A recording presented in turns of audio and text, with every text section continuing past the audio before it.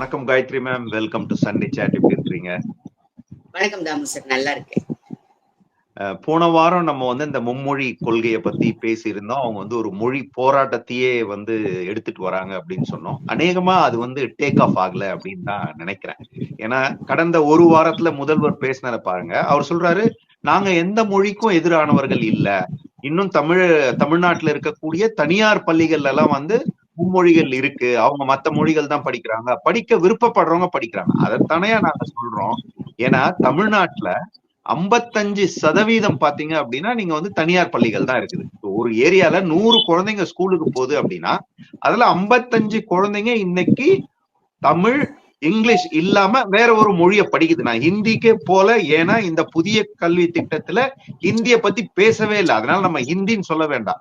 இல்ல நம்ம கல்வி அமைச்சருடைய மகன் படிக்கிற மாதிரி பிரெஞ்சு எவ்வளவு குழந்தைங்க படிக்குது, ஜெர்மன் படிக்குது, விருப்பப்படுறவங்க ஹிந்தி படிக்கிறாங்க, மத்த மொழிகள் படிக்கிறாங்க. சோ இதே அந்த 55 குழந்தைங்களுக்கு கிடைக்கிற அந்த ஒரு வாய்ப்பு இந்த 45 குழந்தை இருக்குது இல்லையா, அரசு பள்ளியில படிக்குது, அதுக்கும் கிடைக்கணும் அப்படின்னு தான் சொல்றோம். இன்னைக்கு யார் போறாங்க? அரசு பள்ளியில போறது முடியாம, அவங்களால ஃபீஸ் கட்ட முடியாம வழியே இல்லாத போற குழந்தைகள் தான். சோ அந்த குழந்தைக்கு வாய்ப்பு கிடைக்க கூடாதுன்றத தடுக்கிறீங்க அப்படின்றத சொல்ல வரோம். ஆனா அவரே சொல்லிட்டாரு, நீங்க படிக்கலாம். இதை ஏன் சொல்லிட்டாரு அப்படின்னா, இந்த மொழி பிரச்சனை டேக் ஆஃப் ஆகல. மக்கள் இன்னைக்கு கொஞ்சம் தெளிவா இருக்கிறாங்க. சோ இதை இதே ஒரு 40 வருஷம் 50 வருஷத்துக்கு முன்னாடி அப்படின்னா சோசியல் மீடியா கிடையாது. ஒரு 4-5 இடத்துல அவங்களுக்குன்னே ஒரு பேச்சாளர்கள்லாம் வச்சிருப்பாங்க இல்லையா, ரொம்ப அழகா பேசுவாங்க, அசிங்கமா பேசுவாங்க. அந்த பேச்சாளர்களை வச்சு தெருமுனையில பேசி பேசி மக்களை ஏமாத்துனாங்க. இன்னைக்கு நிறைய சோசியல் மீடியா வந்துடுச்சு, மக்கள் பாக்குறாங்க. சரி, அது மட்டும் இல்லாம நமக்கு பக்கத்து மாநிலம் மேடம் ஆந்திரால ஜெகன்மோகன் ரெட்டி 2022 இருந்து அரசு பள்ளிகள்லயே சிபிஎஸ்இ சிலபஸ கொண்டு வந்துட்டாரு. சார் கண்டிப்பா டெல்லியில அப்படிதான் இருக்குது, டெல்லியில அப்படிதான் இருக்குது, பஞ்சாப்ல அப்படிதான் இருக்குது. அதனாலதான் அவங்க சொல்றாங்க. அதாவது நான் இத சொல்லுவேன், இப்ப நீ உனக்கு வேண்டான்னு நீங்க ரோஷப்படுறீங்களா, எனக்கு நீ வேணாயா, எப்ப பார்த்தாலும் என் கூட பிரச்சனைக்கு வரேன்னு நீங்க சொல்றீங்களா, அப்படியே நில்லுங்க. நீங்க என்ன பஞ்சாபும் டெல்லியும் அந்த விஷயத்துல நான் பாராட்டுவேன். அரவிந்த் கெஜ்ரிவால் சொன்னாரு, நான் சிபிஎஸ்இ பாடத்தை தான் வச்சிருக்கிறேன், எனக்கு புதிய கல்விக் கொள்கை வேணா, உன் காசும் வேணாம்னு சொன்னாரு. அப்படி சொல்றதுக்கு கூட உங்களுக்கு தைரியம் இல்லையே. நீங்க என்ன சொல்றீங்க, நான் எதுவும் செய்ய மாட்டேன், காசை மட்டும் நீ கொடு அப்படின்னு சொல்லி கேக்குறீங்கல்ல, அங்கதான் பிரச்சனை. ரெண்டாவது, இத பத்தி பேசுறவங்க எல்லாருமே ஒருத்தர் கூட முழுமையாக அந்த தேசிய கல்விக் கொள்கைய படிச்சு பார்க்கல அப்படிங்கிறது நல்லாவே புரியும். ஏன்னா பொய் சொல்றத கூட பொருந்த மாதிரி அவங்க சொல்றது இல்ல. என்ன சொல்றாங்க, ஒரே ஸ்கூல்ல 10 பிள்ளை தெலுங்கு கேக்குது, 10 பிள்ளை மலையாளம் கேக்குது, 15 புள்ள வேற ஒரு கேக்குது. கடைசியில பாத்தீங்க அப்படின்னு சொன்னா 20 மொத்தத்துல நீங்க கூட்டி பார்க்கும்போது 20 ஹிந்தி கேட்டதுன்னா நீங்க ஹிந்திக்கு தான் வருவீங்க, அதனாலதான் நாங்க இத சொல்றோம் அப்படின்னு சொல்லிட்டு அவர் சொல்றாரு. அப்புறம் டீச்சர் இல்லைன்னு சொல்வீங்க, ஹிந்திக்கு தான் டீச்சர் இருக்காங்க, மத்ததுக்கெல்லாம் டீச்சர் இல்லைன்னு சொல்வீங்க. அப்படி தேசிய கல்விக் கொள்கையில அவ்வளவு கிளியரா சொல்லியிருக்குங்க சார். பாடத்திட்டம் டிசைட் பண்ணதுக்கு பிறகு முழுக்க முழுக்க எல்லாமே உங்களுக்கு அந்த ஆன்லைன் மெட்டீரியல் ஃபுல்லாவே கொடுத்துருவோம். எல்லா மொழிகளுக்கும் எத்தனை மொழி இவங்க பிரிஸ்கிரைப் பண்ணிருக்காங்களோ அத்தனை மொழிக்கும் பாடத்திட்டம் வச்சு உங்களுக்கு வீடியோ லெக்சர்ஸ் குழந்தைங்களுக்கு கொடுத்துருவோம். அதற்கு பிறகு என்ன டவுட் இருக்கு, ஏன்னா இது 3வது மொழி தானே, இது பாஸ் ஆனாதான் உனக்கு தேர்வு அடுத்த கிளாஸ் அப்படிலாம் இல்ல. இல்ல அது மட்டும் இல்ல. அதாவது இப்ப இந்த மாதிரி கேக்குறாங்க அப்படின்னா அந்த ஸ்கூல்ல இருக்கிற பேரண்ட்ஸ் டீச்சர் அசோசியேஷன் அவங்கதான் டிசைட் பண்றாங்க, அவங்கதான் எக்ஸிக்யூட்டிங் அத்தாரிட்டி. ஓகே, இது கொள்கை, அந்த கல்விக் கொள்கையை மத்திய அரசாங்கம் கொடுக்குறாங்க. அந்தந்த இடத்துக்கு என்ன வேணுங்கிறத டிசைட் பண்ண போறதும் நீங்க தானே சார். அதெல்லாம் தெரிஞ்சே இவங்க போய் சொல்லுவாங்கன்னு நான் நினைக்கிறேன் சார். ஆனா இதுல இன்னொன்னு இருக்கு பாருங்க, இந்த கடந்த 5 வருஷங்கள் 4 வருஷத்துல இந்த பேரண்ட்ஸ் டீச்சர்ஸ் மீட் இருக்கு இல்லைங்களா, இந்த அசோசியேஷனுக்குள்ள எவ்வளவு இவர்களுடைய மக்கள் இருக்கிறாங்க அப்படிங்கிறதுக்கு நான் போன 3-4 ஸ்கூல்லயே என்கிட்ட சொன்னாங்க. நமக்கு இப்ப ரீசெண்டா சொன்னாங்கல்ல, தர்மபுரியா இல்ல இதுவான்னு எனக்கு தெரியல, நான் சொல்றதான் கலெக்டர் கேட்கணும், நான் சொல்றதுதான் எஸ்பி கேட்கணும்னு ஒரு மாவட்ட வட்டம் சதுரம் சொல்லுச்சுல்ல, அந்த மாவட்டம் வட்ட சதுரம் மாதிரி திமுகவினுடைய மாவட்டம் சதுரன்றதை நீங்க சொல்லணும். அதாவது இன்னைக்கு வந்து அதிகாரிகள் கூட இந்த திமுக இருக்கக்கூடிய கடைக்கோடி தொண்டன் சொல்றதை கேட்கிற அளவுக்கு தான் இன்னைக்கு இந்த ஆட்சி இருக்குதுன்றதையும் மக்கள் புரிஞ்சுக்கணும். அந்த மாவட்டத்துல இருந்து அந்த கிளை வரைக்கும் வச்சுக்கோங்களேன், லோயஸ்ட் லெவல் வந்து கிளை. அந்த கிளையில இருக்கிறவங்க ஒரு லிஸ்ட் கொடுக்குறாங்க, இவங்களெல்லாம் நீங்க பேரண்ட்ஸ் டீச்சர்ஸ் மீட் இதுல அசோசியேஷன்ல போடுங்கன்னு சொல்லிட்டு. அந்த அளவுக்கு இன்னைக்கு இவர்கள் எல்லா இடத்துலயும் உள்ளுக்குள்ள போய் இருக்கிறாங்க. அங்கேயும் ஏதாவது பிரச்சனை பண்றதுக்கு இவங்க காத்துக்கிட்டு இருப்பாங்க. இல்ல, நீங்க இந்த பேரண்ட்ஸ் டீச்சர் அசோசியேஷன் சொன்ன ஒரு விஷயத்த சொல்ல மறந்துட்டேன் நானு. அதாவது போன வாரம் பாத்தீங்கன்னா அப்பா அப்படின்னு ஒரு ஆப் வந்து இவங்க லான்ச் பண்ணாங்க. அதாவது இவர் வந்து பிராண்ட் பண்றாரா நம்ம முதல்வர் எப்படி அம்மா அப்படின்னு முன்னாள் முதல்வர் ஜெயலலிதா, அதாவது முன்னாள் முதல்வர் ஜெயலலிதாவை மக்களே மனம் உகந்து எல்லாருமே கூப்பிட்டாங்க. சின்ன வயசுல இருந்து பெரிய வயசுல இருந்து அந்த அம்மாவுடைய வயசு அதிகமா இருக்கிறவங்க கூட அவங்கள வந்து அம்மான்னு கூப்பிட்டாங்க. ஏன்னா அவங்க அந்த அளவுக்கு நடந்துகிட்டாங்க. சோ அதனால அவங்க வந்து கூப்பிடுறதுக்கு முழு தகுதியா இருக்கிறவங்க. அதே மாதிரி இவர் வந்து இவரை பிராண்ட் பண்ணிக்கிறாரா. சோ அப்புறமா தான் பார்த்தா அது என்ன அப்படின்னா, அனைத்து பள்ளிகள் பேரண்ட்ஸ் டீச்சர்ஸ் அசோசியேஷன். அதாவது அதை என்ன பண்ணிட்டாங்க, தமிழ் மேல அக்கறை இருக்கிறவங்க பாருங்க, அந்த அனைத்து பள்ளிங்கிறத கூட ஆங்கிலத்துல எழுதுறாங்க. நம்ம போன வாரம் பேசும்போது கூட சொன்னோம், இன்னைக்கு வணக்கம்னு எழுதுருவேன், இங்கிலீஷ்ல தான் வணக்கம்னு எழுதுறான் அப்படின்னு. அதே மாதிரி இவங்களும் அந்த அனைத்து பள்ளி அப்படிங்கிறதையும் ஆங்கிலத்துல எழுதி பேரண்ட்ஸ் டீச்சர், பேரண்ட்ஸும் டீச்சரும் இன்னைக்கு வந்து தமிழ் வார்த்தைகளா மாறிடுச்சு. அப்புறம் அசோசியேஷன், அதுவும் தமிழ் வார்த்தையா மாறிடுச்சு. இல்ல அவங்க அப்படியே போடுறதா இருந்தா என்ன போட்டிருக்குன்னா அப்தான்னு போட்டிருக்கணும், APPTAன்னு தான் போட்டிருக்கணும். அந்த டீயை எடுத்துட்டாங்க, அதையும் ஒரு திருட்டு. அதாவது திமுக அப்படின்னாலே திருட்டு தானே. சோ ஒரு எழுத்தையும் திருடிட்டு அப்பான்னு போட்டு அதை வந்து பண்றாங்க. இதுதான் வந்து இவங்க தமிழ் வளர்க்கிற கதை. இதுல இன்னொன்னு பாத்தீங்க அப்படின்னா புதுசா, அதாவது நம்ம யாரு புதுசா வந்தாலும் வரவேற்கிறோம். இந்த திராவிட கட்சிகளை அழிக்கிறதுக்கும் ஒழிக்கிறதுக்கும் எந்த புதிய சக்தி வந்தாலும் அவங்கள நம்ம வரவேற்கலாம். ஆனா இப்ப வந்திருக்கிற விஜய் என்ன பண்றாரு அப்படின்னா, போற வழியில இந்த தென்னை மரத்துல ஒரு குத்து, பனை மரத்துல ஒரு குத்து அப்படிங்கிற மாதிரி என்னதான் பேசுறோன்றதே புரியாம, அதாவது அவருக்கு என்னன்னா பேசும்போது மத்திய அரசாங்கத்தை தாக்கணும், இங்க வந்து திமுகவை தாக்கணும். ஏன்னா திமுக தமிழ்நாட்டுல நிறைய இந்த மத்திய அரசாங்கத்தை பத்தியான ஒரு எதிர்வினையை நிறைய கிரியேட் பண்ணி வச்சிருக்காங்க. அதை அறுவடை பண்ணணும்ன்றதுக்காக அவர் அந்த வேலையை பண்றாரு. சோ அவரும் பாத்தீங்கன்னா லேட்டஸ்டா பேசின ஒரு மீட்டிங்ல இந்த மும்மொழி கொள்கையை பத்தி பேசுறாரு. சோ இதைத்தான் நான் நினைக்கிறேன் அவர் சொன்னாரு செட்டிங்னு. அவர் ஒரு 2 கட்சிக்கு சொன்னாரு செட்டிங்னு. என்னுடைய புரிதல் பாத்தீங்கன்னா இவங்கதான் வந்து திமுகவும் இவரும் செட்டிங் போட்டாங்களா அப்படின்னு தெரியல. ஏன்னா திமுகவும் நீங்க அவர் பேசும்பொழுது நானும் கவனிச்சேன் சார். அவர் வந்து எப்படி வந்து ஒரு தவறான விஷயத்த ரொம்ப கான்பிடென்ட்டா ஒரு பொது மேடையில பேச முடியுதுன்னு பாருங்க. நாங்க வந்து மும்மொழி படிக்க வேண்டாம் சொல்லல, அது வந்து பழகுனது. ஏன்னா அவர் நடிகரா இருந்து அரசியலுக்கு வந்தாருன்னு நான் தப்பு சொல்லல. ஏன்னா அவர் நடிகரா இருக்கும்போது என்ன பண்ணுவாங்க, இப்ப சினிமால வர்றது எப்படி ஒரு ரியாலிட்டிக்கு ஒத்து வராத ஒரு விஷயத்த தான் பண்ணுவாங்க. யாரோ ஒருத்தர் எழுதுவாங்க, அததான் வந்து இவர் டயலாகா பேசுவார். சோ அவர் வந்து மேபி அதே பாணியில இங்கேயும் பேசிக்கிட்டு இருக்கிறாரா அப்படின்றது தெரியல. அந்த செட்டிங் போட்டது என்ன அப்படின்னு நான் நினைக்கிறேன் அப்படின்னா, திமுகவும் அவங்க வந்து ஒரு ஸ்கூல் நடத்துறாங்க. தமிழ் மேல இருக்கிற பற்று பாருங்க. திமுக எல்லாத்துக்குமே தமிழ்ல தான் பேர் வைப்பாங்க. சன் டிவி தமிழ்ல தான் வச்சிருக்கிறாங்க, ரெட் ஜெயண்ட் தமிழ்ல தான் வச்சிருக்காங்க, சன்ஷைன் ஸ்கூல் தமிழ்ல தான் வச்சிருக்காங்க. இந்த வார்த்தைகள் எல்லாம் இன்னைக்கு தமிழா மாறிடுச்சு. சோ அதான் அவங்களுக்கு தமிழ்ல இருக்கிற பற்று. சோ அவங்க சன்ஷைன் ஒரு ஸ்கூல் வச்சிருக்காங்க, அங்க 3 மொழி 4 மொழிக்கு அதை கத்து கொடுக்குறாங்க. விஜயம் பாத்தீங்கன்னா அவர் பேர்ல ஒரு ஸ்கூல் வச்சிருக்கிறாரு. இவ்வளவு நாள் அது தெரியாம இருந்தது. அண்ணாமலை அவர்கள் வந்து வெளியில எடுத்துட்டு வந்து சொன்னார். இந்த மாதிரி நிறைய விஷயங்கள் இருக்கு, பொறுமையா அண்ணாமலை நிறைய விஷயங்களை சொல்லுவாரு. சோ அங்கேயும் பாத்தீங்கன்னா 4 மொழி இருக்குது. சோ இவங்க 2 பேரை செட்டிங் போட்டுட்டு நம்ம பிசினஸுக்கு அதை பண்ணிக்குவோம், நம்ம குழந்தைங்கள அங்க படிக்க வச்சுக்குவோம். இந்த அரசு பள்ளியில படிக்கிற நமக்கு ஓட்டு போடுறதுக்கு போஸ்டர் ஓட்டுறதுக்கு வர்றதுங்கள 2 மொழிக்கு மேல படிக்கவே வைக்க கூடாது. இதுதான் நம்ம setting. What bro, what is this bro? இதே மாதிரி எவ்வளவு நாள் தான் ப்ரோ ஏமாத்த போறீங்க? இல்ல, எனக்கு இதுல ஆச்சரியம் என்ன அப்படின்னா, அவர் சொல்றாரு நாங்க வந்து படிக்க வேண்டாம்லாம் சொல்லல, அவங்க 3வது மொழி படிக்கட்டும், ஆனா மத்திய அரசு வந்து இங்க திணிக்க கூடாது. சரி, வாய்ப்பு எப்படிங்க கொடுப்பீங்க? அவன் வந்து பிரைவேட் ஸ்கூலுக்கு போக முடியாம தானே அவன் கவர்மெண்ட் ஸ்கூல்ல வந்து படிக்கிறான். உன் பிள்ளை பிரைவேட் ஸ்கூல்ல படிக்குது, இன்டர்நேஷனல் ஸ்கூல்ல படிக்குது, நீ இன்டர்நேஷனல் ஸ்கூல்ல படிக்கிற, உனக்கு அந்த வாய்ப்பு கிடைச்சிருச்சு. அந்த வாய்ப்பை உருவாக்கி கொடுத்தாதானே அந்த பிள்ளைங்க படிக்குமா படிக்காதா, எவ்வளவு தூரம் படிக்கும் எல்லாம் சொல்ல முடியும். யோசிச்சு பாருங்க. அப்போ வாய்ப்பையே நீங்க வந்து குடுக்கறதுக்கே தயாராக இல்ல. அததான் இந்த மக்கள் புரிஞ்சுக்கணும். அது தொண்டை எய்தாப்புல உட்கார்ந்து இருக்கான், அவன் புரிஞ்சுக்கணும். நீ வைக்கிற ஸ்கூல்ல இது இருக்குதே, நான் என் பிள்ளைய படிக்க வைக்கிற ஸ்கூல்ல அது இல்லையே அப்படின்னு யோசிக்க வேண்டியது இந்த மக்கள் தான். இல்ல இவங்க தயாராகவே வேண்டாம், குடுக்கறதுக்கு தடையா இல்லாம இருந்தாங்கன்னா போதும். ஏன்னா இவங்களுக்கு குடுக்கிற அளவுக்கு அந்த நாலேஜும் கிடையாது, அவங்களுக்கு அப்படி குடுக்கணும் அப்படின்ற ஒரு எண்ணமும் கிடையாது. அவங்க சார் அவங்க என்ன நினைச்சுக்கிறாங்க, நம்ம சினிமால நடிச்சதுனாலேயே நமக்கு வந்து இந்த நாட்டை ஆள்றதுக்குள்ள தகுதி வந்துருச்சு அப்படின்னு நினைக்கிறாங்க. கமல், நம்ம அவரை பத்தி பேசவே தேவையில்லை, இருந்தா கூட அவர் பேர் 3வது மொழி ஒரு சுமை, அதை விவாதிப்போம் அப்படின்னு போடுறாரு. அப்ப நீ இத்தனை படத்துல நடிச்சியே, உனக்கு இத்தனை மொழி தெரியுமே, அதுக்கு என்ன பண்றது?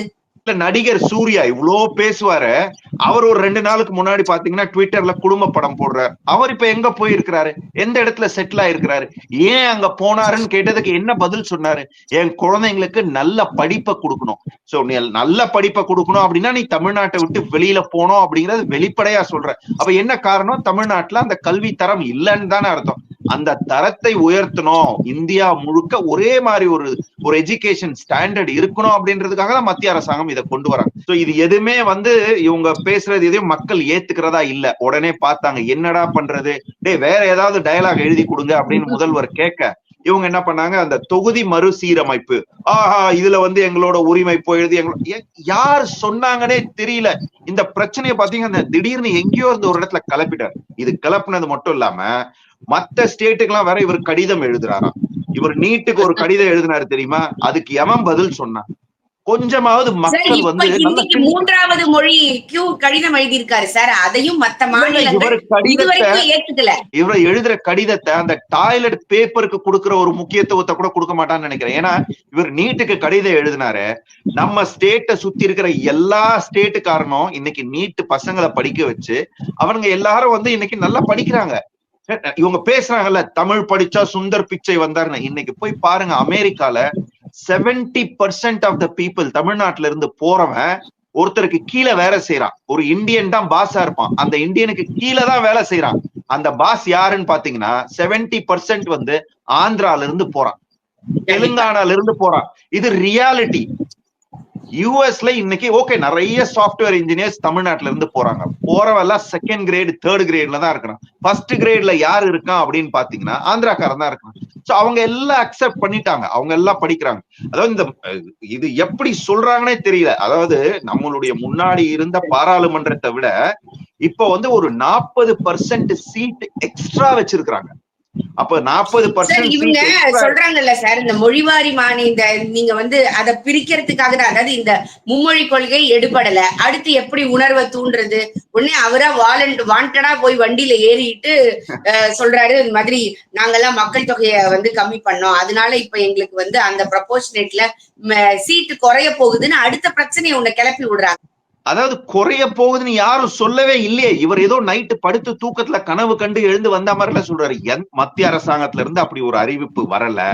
அப்படியே பண்ணணும்னா கூட மேடம் இதை இம்மீடியட்டா பண்ண முடியாது. ஓகே, மக்கள் தொகையின் அடிப்படையில அந்த ப்ரொபோர்ஷனேட்டா கொடுக்க போறாங்க, விகிதாச்சார அடிப்படையில கொடுக்க போறாங்க அப்படின்னா கூட அமித்ஷா ரொம்ப கிளியரா சொல்றாரு, உங்களுக்கு இன்னைக்கு 39 சீட் இருக்குதா, பாண்டிச்சேரியோட சேர்த்து 40 சீட் இருக்கா, இதுல ஒரு சீட்டு கூட குறையாது.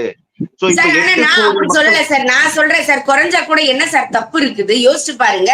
நீங்க இப்போ மக்கள் தொகை கணக்கெடுப்பு இல்ல, ஜாதிவாரி கணக்கெடுப்பு எதுக்கு எடுக்கணும்னு நீங்க சொல்லிக்கிட்டே இருக்கிறீங்க. எந்த மக்கள் அதிகமா இருக்காங்களோ அவங்களுக்கு அந்த பலன் போய் சேரணும்னு சொல்றீங்களா, சொல்லலையா? இல்ல எப்படினாலும் வந்து இப்ப இத மறுசீரமைப்பு பண்ணணும் அப்படின்னா கூட இத உடனே பண்ண முடியாது. ஒரு மினிமம் ஒரு 5 வருஷம் இல்ல 10 வருஷம், அது வரைக்கும் நீ ஆட்சியில இருக்க போறியான்னு கூட தெரியலையே. ஏன்னா முதல்ல இது வந்து மக்கள் தொகை அடிப்படையில பண்றாங்க அப்படின்னா நம்மளுக்கு வந்து 2021 சென்சஸ் எடுத்திருக்கணும். கொரோனா நேரத்துல எடுக்கல. சோ இன்னும் சென்சஸே எடுக்கல.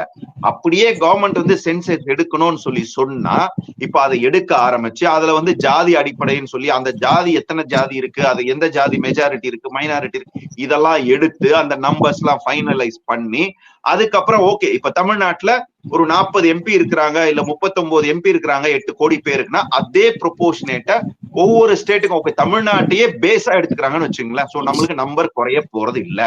இதே பேஸ வச்சு எல்லா ஸ்டேட்டுக்கும் அதே ப்ரொபோர்ஷனேட்ல கொடுத்தா ஒரு சில மாநிலங்களுக்கு நம்பர் வந்து எக்ஸ்ட்ரா போகும்.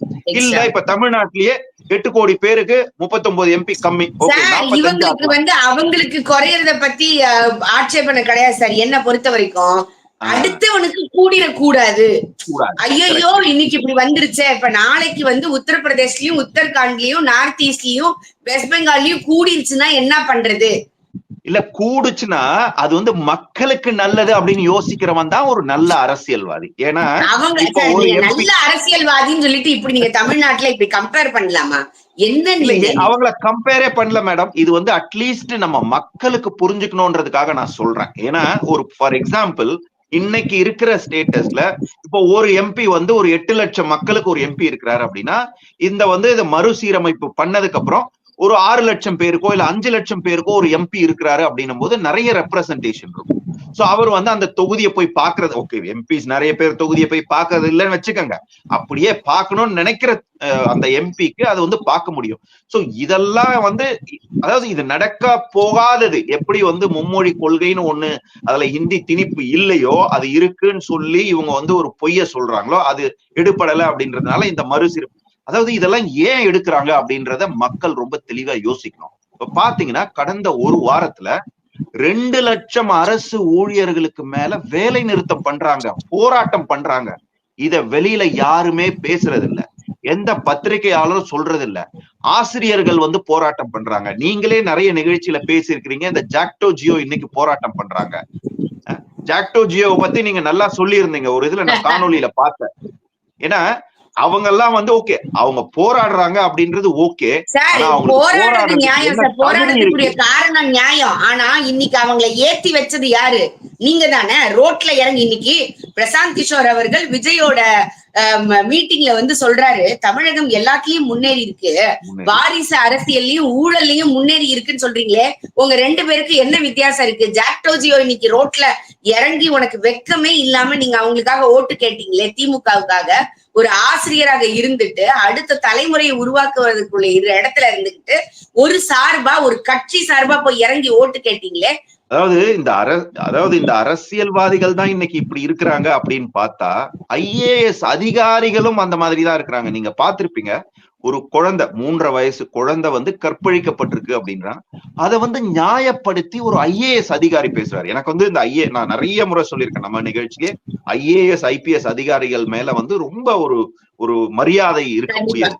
இவர் பேசுறத பார்த்தா இவர் ஐஏஎஸ் எப்படி ஆனாரு? ஒருவேளை பெரியாரோட பள்ளியில தான் அவர் வந்து KG 1ல இருந்து படிச்சிருப்பாருன்னு நினைக்கிறேன். ஏன்னா என்ன தெரியுங்களா, அவருடைய பேரு தான் மிகப்பெரிய வெட்கக்கேடு. மகாபாரதி வேற, பாரதியாரோட பேரை வச்சுட்டு அதுலயும் அவர் சொன்ன ரீசன் என்ன தெரியுங்களா, அந்த குழந்தை அவர் மேல வந்து காரி துப்பிருச்சு, அந்த துப்புனதுனால இதுக்கு பழிக்கு பழின்னு சொல்லிட்டு பாரதி அழகா சொல்லுவான் சார், நீ எதிர்த்து பேசும்போது முகத்தில் உமிழ்ந்து விடு பாப்பான்னு குழந்தைக்கு சொல்லுவான். உன்னை எதிர்த்து தப்பான முறையில யாராவது ஏதாவது செஞ்சாங்கன்னா மோதி மிதித்து விடு பாப்பா, அவர் முகத்தில் உமிழ்ந்து விடு பாப்பான்னு அப்படி சொல்லி குழந்தைக்கு கூட தைரியம் ஊட்டின பாரதியோட பேரை வச்சுக்கிட்டு வெக்கமே இல்லாம கேவலமா ஒருத்த வந்து ஒரு 3.5 வயசு குழந்தைய கற்பழிக்கிறதுக்கு முயற்சி பண்ணிருக்கான்.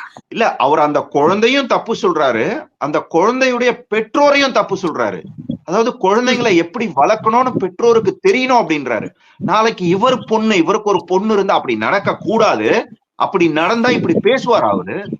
இதுல இருந்து என்ன தெரியுதுன்னு பாருங்களேன், இன்னையோட ஆட்சியாளர்களும் அரசாங்கமும் எப்படி நடக்குது அப்படின்றதுக்கு இதெல்லாம் ஒரு எடுத்துக்காட்டு. இல்ல ஒரு ஆட்டோக்காரனோ இல்ல வந்து யாரோ அந்த மாதிரியான ஒருத்தர் பேசினா கூட பரவாயில்ல, ஒரு சாதாரண ரோட்ல போற மனுஷன் ஐஏஎஸ் அதிகாரி மேடம், ஒரு டிஸ்ட்ரிக்டோட ஹெட் கலெக்டர். சார் இன்னைக்கு ஆட்சியாளர்கள் மட்டும் இல்ல சார், அதிகாரிகளே அப்படி மாறிட்டாங்க. அதுக்கு காரணம் வந்து முழுக்க இவர்கள் திறமையானவர்களாக இல்ல. சோ அப்ப அந்த திறமைய அவங்கள மிஸ்யூஸ் பண்ற அளவுக்கு இன்னைக்கு அதிகாரிகள் ஆயிட்டாங்க. நீங்க பாத்திருப்பீங்க ஒரு பள்ளிக்கூடத்துல சொல்லி சொல்லி பாக்குறாங்க திருவாடானையில. நீங்க பாத்திருப்பீங்க ஒரு அதிகாரிகள்கிட்ட நான் தொடர்ந்து கேட்டேன். ஒரு ஸ்கூல் எக்ஸாம் சொல்றாரு, எங்க ஸ்கூல்ல வந்து டாய்லெட்டே இல்ல, பிள்ளைங்க அதனால வந்து டாய்லெட்டை கண்ட்ரோல் பண்ணி அந்த பிள்ளைங்களுக்கு ஹெல்த் இஷ்யூஸ் வருது. நான் அதிகாரிகள்கிட்ட பல முறை சொன்னேன், அவங்க யாரும் கேட்கவே இல்லைன்னு கடைசியில அவர் சொந்த காசை போட்டு அந்த ஸ்கூலுக்கு வந்து டாய்லெட் கட்டி வச்சிருக்காரு. நீங்க இதுல வேற இந்த நம்ம ஸ்கூல் திட்டம், நான் நம்ம அப்பா, நீங்க எவ்வளவு கேவலமா நீங்க வந்து நாடகம் நடத்திட்டு இருக்கீங்க. இல்ல அந்த கல்வி அமைச்சர் வேற சொல்லுவாரு, என் ஏரியால எவன் உள்ள வந்தாலும் நான் விடமாட்டேன் அப்படின்னு ஒரு ரவுடி மாதிரி பேசுவாரு. இப்ப இது ஒண்ணும் இல்ல, இத சோசியல் மீடியால நாளைக்கு ஒரு 4 பேர் பேசினாங்கன்னு வச்சுங்களேன், இந்த எச்சம் வந்து சொந்த காசு போட்டு கட்டினாருன்னு உடனே அவரை கூப்பிட்டு வார்ன் பண்ணுவாங்க. உன்னை யாரையா கட்ட சொன்னது, உன் காசு அந்த அளவுக்கு நீ சம்பாதிக்கிறியா, அப்போ உனக்கு வந்து இங்க அனுப்புற, மேபி அவரை இடைமாற்றம் பண்ணுவாங்க, இதெல்லாம் பண்ணுவாங்க. அதாவது எந்தெந்த ஸ்கூல்ல என்னென்ன ஃபெசிலிட்டி இருக்கு இல்லங்கிற இதுக்குத்தான் மேடம் அந்த மத்திய அரசாங்கம் சொல்லுது, நீங்க வந்து இந்த புதிய கல்விக் கொள்கையை எடுத்துக்கிட்டீங்க அப்படின்னா அவங்க காசு கொடுக்குறாங்க, இந்த காசை வச்சு நீ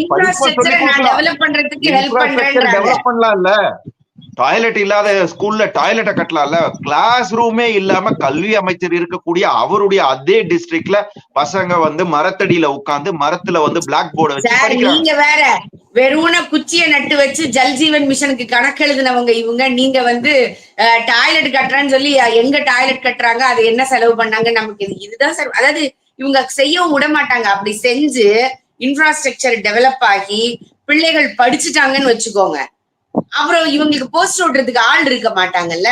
சோ எவ்வளவு தூரம் இந்த மக்களை ஒரு குடியிலையும் கஞ்சாலையும் கல்வியில இருந்து கொஞ்சம் கொஞ்சமாக அப்புறப்படுத்துற வேலையும் செய்யணுமோ அவ்வளவு வேலையும் இவங்க செய்வாங்க. நீங்க பாத்திருப்பீங்க இந்த மும்மொழி இதுக்கு நேத்திக்கு பாத்தீங்க அப்படின்னு சொன்னா ஐஐடிக்கு எய்தாப்ல இங்க இருக்கக்கூடிய எம்பி ஆளை திரட்டிட்டு போய் போராடிக்கிட்டு இருக்கிறாரு. ஆனா அதே ஐஐடி வளாகத்துக்குள்ள இவனோட வயசுல இருக்கிற பையன் மாற்றுத்திறனாளிகளுக்கு எவ்வளவு வந்து பயனுள்ளதாக இருக்கும், அவ்வளவு ஈஸியா யூசர் ஃப்ரெண்ட்லியா இருக்கிற மாதிரி வெஹிக்கிளை கண்டுபிடிக்கிறது, இனோவேஷன் எக்ஸ்போன்னு சொல்லிட்டு அவங்க என்னெல்லாம் செய்ய முடியுமோ அத்தனைக்கும் செஞ்சு புதுசா கண்டுபிடிப்புகளை வைக்கிறான். ஆனா நீ என்ன பண்ற, அதே வயசுல இருந்து வெளியில நின்னு கொடியை பிடிச்சு போராடிக்கிட்டு இருக்க. இதுதான் உனக்கும் அவங்களுக்கும் உள்ள வித்தியாசம். ஒரு சென்ட்ரல் கவர்மெண்ட் ஒரு படிக்கிற பையனை எப்படி வளர்க்குது, தமிழ்நாடு அரசு ஒரு படிக்கிற பையனை எப்படி பயன்படுத்துது அப்படிங்கிறதுக்கு நீங்க காலங்காலமா அவனை கொடி பிடிக்கிறதுக்கு மட்டுமே பயன்படுத்துறீங்க. ஆனால் அவர்கள் என்னெல்லாம் இனோவேஷன் இருக்குதோ, என்னெல்லாம் முடியுமோ, மக்களுக்கு பயனுள்ளதா என்ன செய்ய முடியுமோ அதுதான் நீ படிக்கணும். ஏன்னா காசு செலவு பண்ணுது. சென்ட்ரல் கவர்மெண்ட் சொல்லுது, நான் உனக்கு இத்தனை கோடி அதுல போட்டிருக்கேன், நீ உன் ப்ராஜெக்டா நான் சொல்றேன் இதுதான் இப்ப சொசைட்டிக்கு வேணும், இந்த ப்ராஜெக்ட நீ செஞ்சு கொடு அப்படிங்குது. அப்போ இவ்வளவு அழகா ஒரு கவர்மெண்டோட இன்ஸ்டிடியூஷன் நடத்த முடியும்னா இவ்வளவு மோசமாவும் மாநில அரசு அவர்களுடைய கல்வி நிலையங்களை நடத்த முடியும்ன்றதுக்கு ரெண்டு விதமான ஒரு எக்ஸாம்பிளா இருக்கு. இதைதான் மக்கள் பார்த்து புரிஞ்சுக்கணும் சார். என் புள்ள வெளியில நின்னு கொடை பிடிக்குது, உன் புள்ள உள்ள நின்னு இவ்வளவு படிக்குது, இந்த ரெண்டுத்துல நான் தான் அதுக்கு காரணம்னு ஒவ்வொரு பெற்றோரும் யோசிக்கணும். நிச்சயமா இது வந்து பெற்றோர்கள் தான் வந்து யோசிக்கணும். நீங்க சொன்னீங்கல்ல, அவனுக்கு அந்த அளவுக்கு சிந்திக்கிற திறமையும் இல்ல, சிந்திக்க விடாம தானே வச்சிருக்காங்க. சோ ஐஐடிக்கு வெளியில இவன் கொடி பிடிக்கணும், ஆனா ஐஐடிக்கு உள்ள இருக்கிற அந்த மாணவர்கள் ஒவ்வொருத்தனும் ஒரு சயின்டிஸ்ட், ஒவ்வொருத்தரும் ஒரு புதிய கண்டுபிடிப்பை கண்டுபிடிக்கிறான். அதாவது நம்ம மக்களுக்கும் பயன்படணும், இந்தியர்களுக்கும் பயன்படணும், அவனுடைய அதே டெக்னாலஜி வெளி உலகத்துக்கும் அது வந்து போகுது. சோ இந்த அளவு அந்த மாதிரி படிச்சுட்டு போறவங்க தானே இன்னைக்கு வெளிநாட்டுல போய் இருக்கிறாங்க. சோ அந்த நாலேஜ குடுக்கறது யாரு? ஐஐடியை பத்தி சொன்னீங்க, இன்னைக்கு சென்னையில ஐஐடி இருக்கு, வெரி ஃபேமஸ் இன்ஸ்டிடியூட். அதுல படிக்கிற 85% இல்ல 90% மாணவர்கள் எங்க இருந்து வராங்கன்னு பாத்தீங்கன்னா மற்ற மாநிலத்துல இருந்து வராங்க. சார் தமிழகத்தினுடைய பங்கு 2.5% சார். தமிழ்நாட்டுல இருக்கக்கூடிய பிள்ளைகளுடைய ஐஐடி என்ஐடில படிக்கக்கூடிய மாணவர்களுடைய பங்கு வந்து ஓவரால்ல 2.5%. அந்த 2.5லையும் எத்தனை அரசு பள்ளி மாணவர்கள்னு பாருங்க. மிஞ்சி போனா மேக்சிமம் ஒரு 5 இருக்கலாம். ஆனா இப்ப வரைக்கும் நமக்கு அப்படி இருக்கிற மாதிரி தெரியலன்னு வச்சுக்கோங்களேன். அப்படியே அந்த அரசு பள்ளி மாணவன் வந்தாலும் அவனோட சொந்த முயற்சியால, அவனுடைய குடும்ப சூழலால அவன் இதை அச்சீவ் பண்ணணும்னு ஒரு ட்ரீம் இருந்ததுனாதான் வருவான், இல்லைன்னா வரமாட்டான். பண்ணிக்கிட்டு இருக்காங்க சார். அதுதான் சொல்றேன், நம்ம பிள்ளைக்கு படிக்கிற திறமை இருக்கு சார், நீங்க படிக்கிறதுக்கு வாய்ப்பு கொடுக்கணும்ல. அதுக்குள்ள சூழ்நிலையை உருவாக்கி கொடுக்கணும்ல. யோசிச்சு பாருங்க, அதுதான் இங்க பிரச்சனை. இல்ல, இது வந்து மக்கள் வந்து தெளிவா புரிஞ்சுக்கணும். நம்ம வந்து எவ்வளவு சொன்னாலும், என்னதான் பண்ணாலும், எத்தனை பேர் வந்து நான் மாற்றத்தை கொடுக்குறேன்னு நிறைய தலைவர்கள் வந்தாலும், மக்கள் மனதுல இந்த திங்கிங் வரல, இந்த மாற்றம் வரல அப்படின்னு வச்சுக்கணும், வரவே வராது. ஏன்னா இவங்க பாருங்க, ரொம்ப ரொம்ப பிளான் பண்ணி, இப்ப இந்த ஒவ்வொரு தெருமுனையிலயும் ஒவ்வொரு வாரமும் ஏதோ நடத்துறாங்க பாருங்க, கல்ச்சுரல் ப்ரோக்ராம்னு. அதாவது ஒரு கலாச்சார சீரழிவு. அந்த இடத்துல அதை பண்ணிடுறாங்க. ஸ்கூல்ல போய் நீ இதை படிக்க கூடாது, அதை படிக்க கூடாதுன்னு சொல்லிடுறாங்க. ஸ்கூல்ல வந்து படிக்க கூடாத புத்தகங்களை வந்து அந்த பாட திட்டத்துல உள்ள போட்டு அதை படிக்க வைக்கிறாங்க. சோ அப்படியே வந்து அந்த மாணவர்கள் இப்ப இருக்கக்கூடிய அந்த ஒரு ஜெனரேஷனை அவங்க அப்படியே சீரழிக்கிறாங்க. சோ இது இருந்தாதான் அவங்களுடைய அந்த பொழப்பு நடக்கும் அப்படின்றது. சோ மக்கள் தான் யோசிக்கணும். நீங்க நல்லா இருக்கணும், உங்களுடைய அடுத்த ஜெனரேஷன், உங்களுடைய குழந்தைங்க வந்து வரக்கூடிய காலத்துல நல்லா இருக்கணும் அப்படின்னா நம்மள மக்களை பத்தி யோசிக்கக்கூடிய ஒரு அரசாங்கம் இருக்கணும், மக்களை பத்தி யோசிக்கக்கூடிய தலைவர்கள் இருக்கணும். அந்த தலைவர்கள் யாரு அப்படிங்கறத நம்ம நிறைய சொல்றோம், இன்னைக்கு கண் கூட மக்களும் பாக்குறாங்க. ஸோ நிச்சயமா அந்த திங்கிங் வரும், வரக்கூடிய காலத்துல மாத்தி யோசிப்பாங்க, ஒரு நல்ல மாற்றத்தை கொண்டு வருவாங்க அப்படின்ற நம்பிக்கையோட விடைபெறுவோம். ரொம்ப ரொம்ப நன்றி மேடம். Thank you very much.